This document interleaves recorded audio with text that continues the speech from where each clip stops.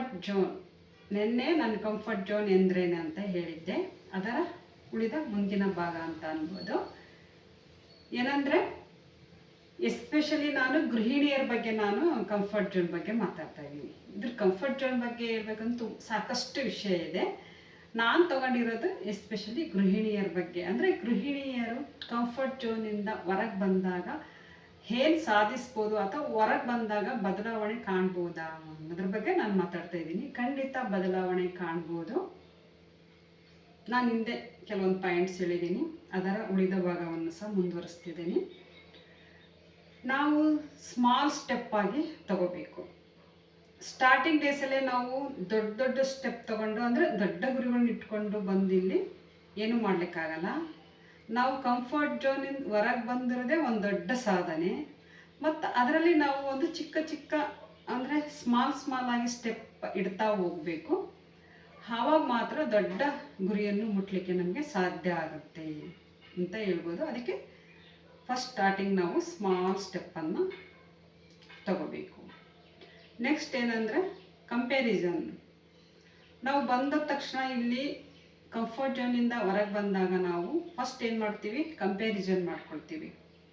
ಈಗ ಒಂದು ಸೋಷಲ್ ಮೀಡಿಯಾನ ತಗೊಳ್ಳೋಣ. ಯಾರಾದರೂ ಒಂದು ವಿಡಿಯೋ ಮಾಡಿ, ತುಂಬ ಚೆನ್ನಾಗಿ ವಿಡಿಯೋ ಮಾಡಿ ಅಪ್ಲೋಡ್ ಮಾಡ್ತಾರೆ. ನಾವು ಸಹ ವಿಡಿಯೋವನ್ನು ನೋಡ್ತೀವಿ. ನಾವು ಅವರಿಗೆ ನಾವು ಕಂಪ್ಯಾರಿಸನ್ ಮಾಡ್ಕೊಳ್ತೀವಿ. ಅವ್ರು ಚೆನ್ನಾಗಿದ್ದಾರೆ, ಎಷ್ಟು ಚೆನ್ನಾಗೇ ಇದ್ದಾರೆ, ತುಂಬ ಅನುಕೂಲ ಆಗಿದ್ದಾರೆ, ತುಂಬ ಕಂಫರ್ಟ್ ಝೋನಲ್ಲಿ ಇದ್ದಾರೆ ಅಂತ ನಾವು ಅಂದ್ಕೊಳ್ತೀವಿ.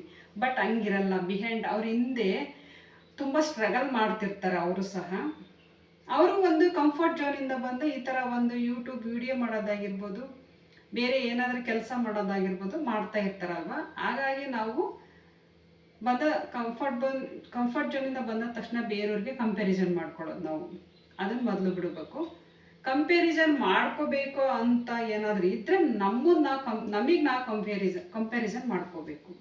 ಏನು ಗೊತ್ತಾ, ನಾನು ನಿನ್ನೆ ಹೇಗಿದ್ದೆ, ಇವತ್ತು ಬೆಟರ್ ಆಗಿದ್ದೀನಾ, ನಿನ್ನೆಗಿಂತ ನಿನ್ನೆ ಜೀವನ ಹೆಂಗಿತ್ತು, ಏನಾದರೂ ಒಂದು ಕಲಿಯೋ ವಿಷಯದಲ್ಲಿ ಹೇಳ್ತಾ ಇದ್ದೀನಿ, ಇವತ್ತು ನಾನು ಬೆಟರ್ ಆಗಿದ್ದೀನಾ ಅನ್ನೋದ್ರ ಬಗ್ಗೆ ನಮಗೆ ಕಂಪ್ಯಾರಿಸನ್ ಇರಬೇಕು. ಹೊರತು ಬೇರೆಯವ್ರ ಜೊತೆ ನಮಗೆ ಕಂಪ್ಯಾರಿಸನ್ ಖಂಡಿತ ಇರಬಾರ್ದು.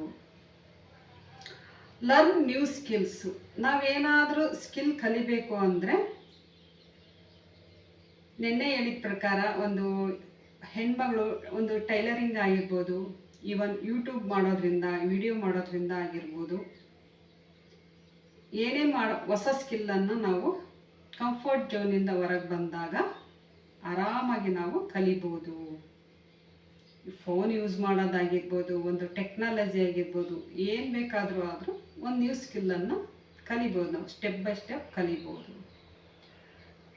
ಈ ಸ್ಕಿಲ್ಲನ್ನು ಕಲಿಯುವಾಗ ಏನಾಗುತ್ತೆ ಗೊತ್ತಾ, ಮಿಸ್ಟೇಕ್ ಆಗಬಹುದು ಅನ್ನೋದ್ರ ಬಗ್ಗೆ ತುಂಬ ಭಯ ಇರುತ್ತೆ ಕೆಲವರಿಗೆ.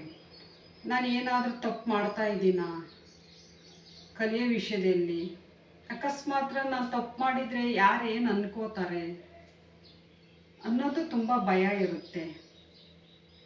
ಯಾರೂ ಮಿಸ್ಟೇಕ್ ಮಾಡ್ದಲೆ, ಅಂದರೆ ಕಲಿಯೋ ವಿಷಯದಲ್ಲಿ ಹೇಳ್ತಾ ಇದ್ದೀನಿ, ಯಾರೂ ಮಿಸ್ಟೇಕ್ ಮಾಡ್ದಲೆ ಏನು ಕಲಿಯೋಕ್ಕೆ ಸಾಧ್ಯನೇ ಇಲ್ಲ.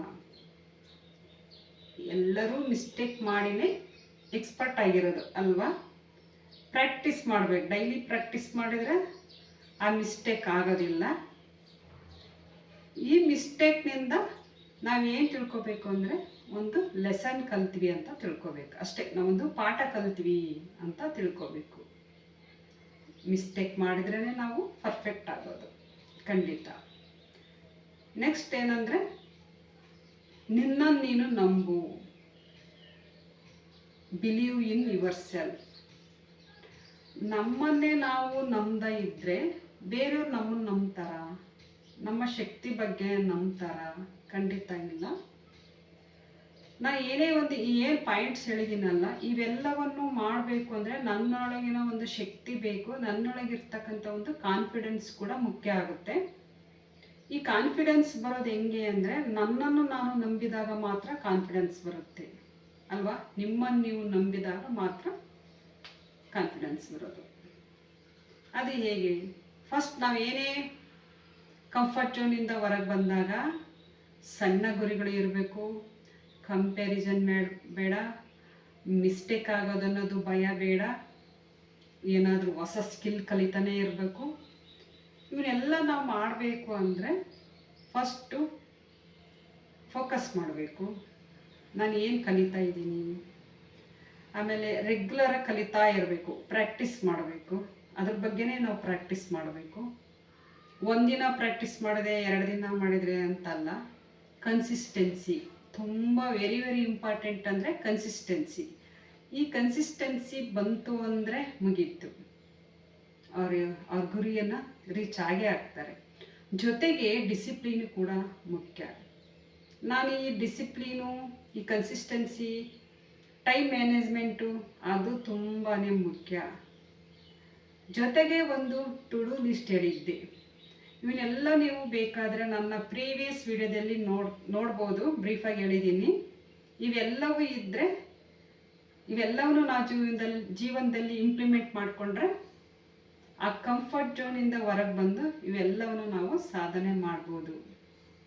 ಕಂಫರ್ಟ್ ಝೋನ್ ಅಂದರೆ ಕೆಟ್ಟದ್ದಲ್ಲ, ಒಂದು ಸುರಕ್ಷಿತ, ಅಂದರೆ ಒಂದು ಅನುಕೂಲ. ಅದರಿಂದ ಕೆಲವರು ಹೊರಗೆ ಬರಬೇಕು ಅಂತ ಇಷ್ಟಪಡ್ತಾರೆ, ಮಹಿಳೆಯರು ಅಥವಾ ಗೃಹಿಣಿಯರು. ಅವರು ಬಂದಾಗ ಯಾವ ರೀತಿ ಬದಲಾವಣೆ ಆಗ್ಬೋದು ಅನ್ನೋದ್ರ ಬಗ್ಗೆ ನಮ್ಮದು ಇವತ್ತಿನ ವಿಡಿಯೋ. ನಿನ್ನೆ ಕಂಫರ್ಟ್ ಝೋನ್ ಅಂದರೆ ಏನಂತ ಹೇಳಿದ್ದೀನಿ, ಇವತ್ತು ಬದಲಾವಣೆ ಆಗ್ಬೋದು ಅನ್ನೋದ್ರ ಬಗ್ಗೆ ಹೇಳಿದ್ದೀನಿ. ಖಂಡಿತ ಒಂದಲ್ಲ ಒಂದು ದಿನ ಸಕ್ಸಸ್ ಆಗ್ಬೋದು. ನಿರಂತರ ಪ್ರಾಕ್ಟೀಸ್ ಇರಬೇಕು, ಕನ್ಸಿಸ್ಟೆನ್ಸಿ ಇರಬೇಕು, ಡಿಸಿಪ್ಲಿನ್ ಇರಬೇಕು. ಕಂಫರ್ಟ್ ಝೋನಿಂದ ಹೊರಗೆ ಬಂದು ಆರಾಮಾಗಿ ಸಾಧನೆ ಮಾಡಬಹುದು. Thank you for watching. See you in the next video. Thank you. ಸಿಗೋಣ ಇನ್ನೊಂದು ಇಂಟ್ರೆಸ್ಟಿಂಗ್ ವಿಡಿಯೋದೊಂದಿಗೆ. ಅಲ್ಲಿಯವರೆಗೂ ನನ್ನ ವಿಡಿಯೋ ನೋಡಿದ್ದಕ್ಕಾಗಿ ಮತ್ತೊಮ್ಮೆ ನಿಮಗೆ ಥ್ಯಾಂಕ್ ಯು.